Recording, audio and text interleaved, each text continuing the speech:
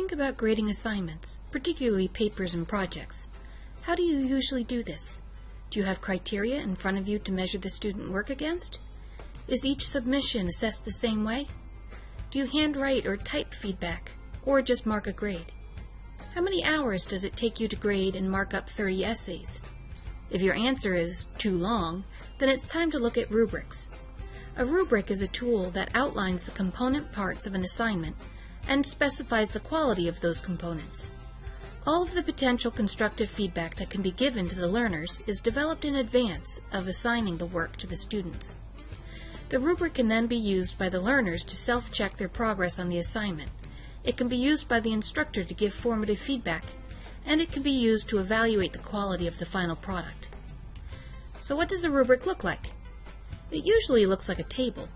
The rows label the criteria or dimensions of the assignment, while the columns describe the quality of the work. Each cell in the table includes a specific description of the dimension at a particular performance level. Let's look at a rubric. This is a rubric from the Teaching Excellence Center at Carnegie Mellon University. It is used to assess the quality of discussion participation. The components of class discussion that are assessed include conduct, ownership or leadership, reasoning, listening, and reading. In each of these areas, students are assessed as sophisticated, competent, not yet competent, or unacceptable. For example, a student who is competent in the area of conduct would fit the description in this box. Student shows respect for members of the class and for the method of shared inquiry and peer discussion. Participates regularly in the discussion but occasionally has difficulty accepting challenges to his or her ideas or maintaining respectful attitude when challenging others' ideas. If the student is sophisticated in the reasoning dimension, the instructor would mark this section. Arguments or positions are reasonable and supported with evidence from the readings.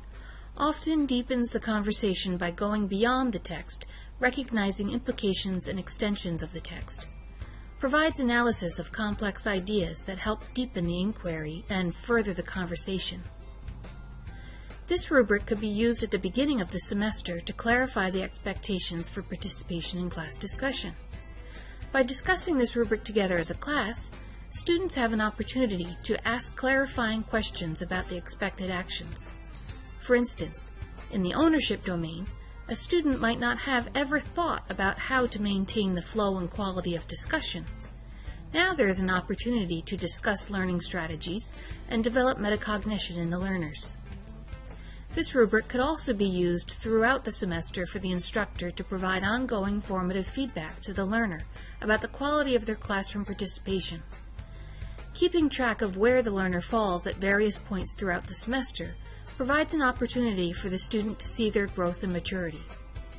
Finally, the rubric can be used to evaluate the performance of the student in class discussions as a component of a final grade. In this case, the instructor would recall participation as a whole throughout the semester and provide a summative assessment of their proficiency. There are many resources available online to find rubrics that have already been developed, and it is a good idea to look at samples before you get started developing your own. The quality of rubrics available online also vary, so the buyer must beware. Some sites to begin your search include Rubistar, iRubric, and For All Rubrics. Let's look at the steps involved with developing your own rubrics. Stevens and Levi outline 4 stages in Introduction to Rubrics, an assessment tool to save grading time, convey effective feedback, and promote student learning. Stage 1 is reflecting. Think about the overall objectives for the class, the purpose for the assignment, and the student's prior knowledge. With an assignment in mind, answer these 8 questions. Why did you create the assignment? Have you given the assignment before? How does it relate to the rest of what you are teaching? What skills will students need to have to complete it? Does it break down into a variety of different tasks? What kinds of evidence might students use to demonstrate their knowledge and skills? What does an exemplary product look like? What does the worst fulfillment of the assignment look like? Answering these questions will help you in Stage 2, listing. Think about the specific learning objectives that will be completed with this assignment. List them. Describe the highest expectation for each of them. Stage 3 is grouping and labeling. Group related performance expectations based on skills. Then go ahead and label them, such as organization, context, analysis, presentation, or mechanics. The final stage is application.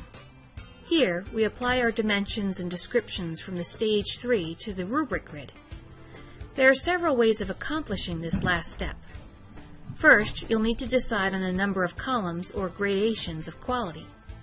You can use traditional column titles like exceeds expectations, meets expectations, partially meets, or does not meet. Or you can go for something more creative like novice, amateur, apprentice, journeyman, or trike, 10-speed, moped, and motorcycle. The number of columns is up to you.